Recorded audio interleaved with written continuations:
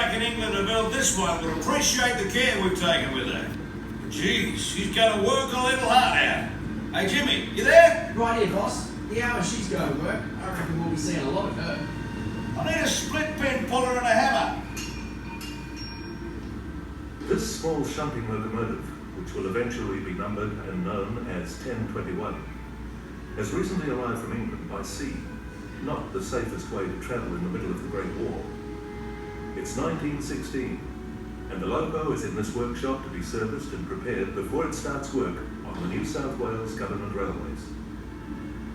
The men working on her are journeyman fitter Philip Musgrave and his young apprentice Jim Stanley. They've worked the night shift, and as the sun rises, they know they're on overtime.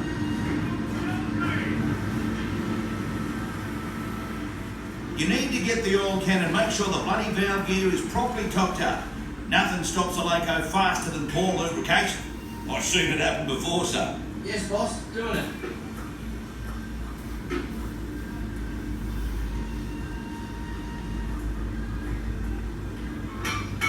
Could you pass me a 14-pound sledgehammer, boss? Suppose so. Jeez, just missed me noggin that did. What's up, boss? You crook or something? Jimmy. The boy Danny shipped down to the Western Front yesterday. His mum and me are worried sick, I can tell you. Just turned 18 years. Just a kid. Now he's in a uniform carrying a gun and off to meet the Hun. My 18th birthday's in January, boss, and I'm going to join up the same day. Can't wait to get me army clobber, get me gun and me bayonet, and head off to see the world.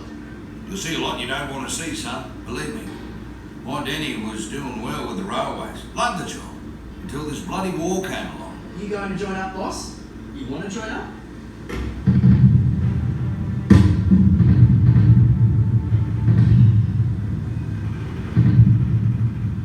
Too old, mate. Anyways, lost my old man in the South African War in 1900, and my younger brother at Gallipoli. Good railway men, and then they died. For what? With a population of only 5 million people, almost 500,000 Australians enlisted and volunteered to fight against Germany. Of those, 60,000 were killed and 156,000 were wounded, gassed, or taken prisoner.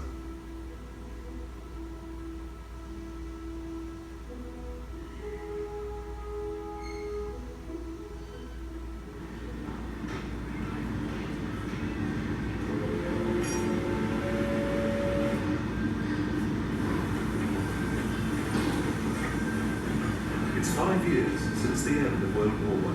The year is 1923, and locomotive 1021 is back in the workshop for routine maintenance.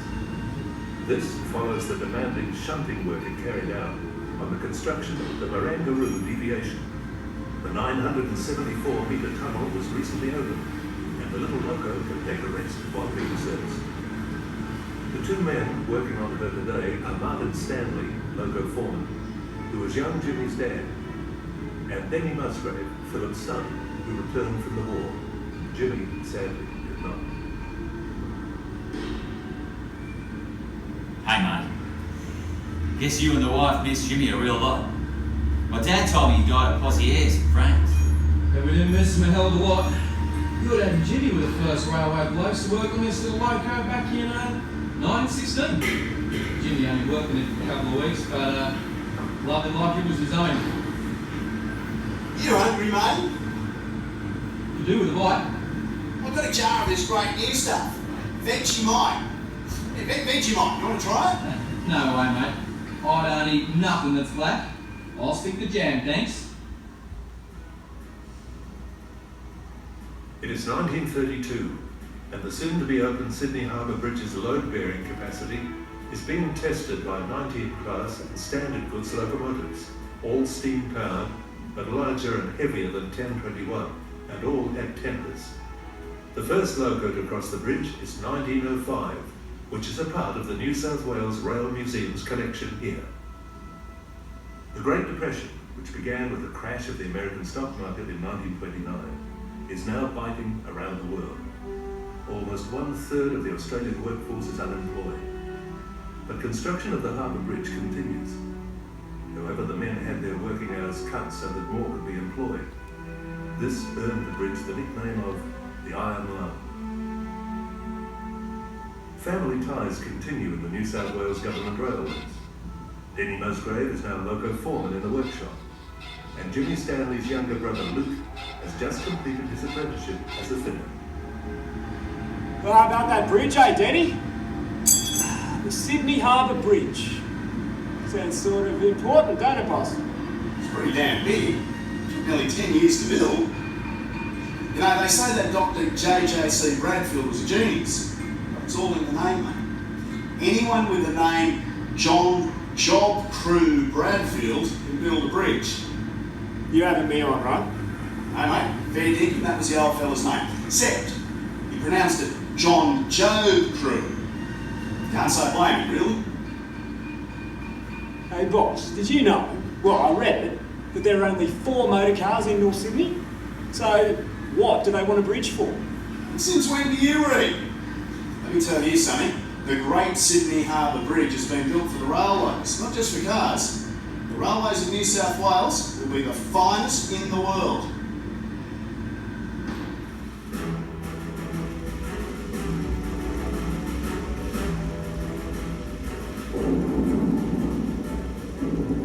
It's 1940, and war is raging in Europe again. And once again, Germany has invaded France, occupied it, and vowed to crush Great Britain. With its naval forces unable to compete with the British Navy, Hitler's Luftwaffe takes to the air. And the London Blitz begins in August 1940.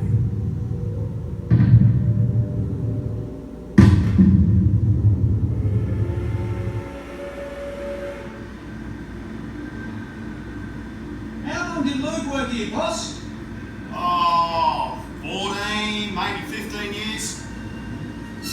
Boy, this bob's tight. Damn. Got it. You weren't happy about Luke joining the army, were you, boss? It's just that I feel so sorry for his mum. Sybil lost her eldest boy, Jimmy, in the last war. What about Luke's dad, boss? Don't you feel sorry for him too? Too late for that, I'm afraid. Marty died in 1936. What happened? Well, he was sitting in the members' stand at the Sydney Cricket Ground watching Don Bradman's team playing the second Ashes Test against England. And he had a massive heart attack. I only hope he lived long enough to see the Don batting. John Bradman, what a cricketer. It sure is. Played his first Test match in 1928, made Australian captain in 1936, and in January this year he broke the world record by scoring 6 centuries in a row. Did you know that? Yeah, I did, boss.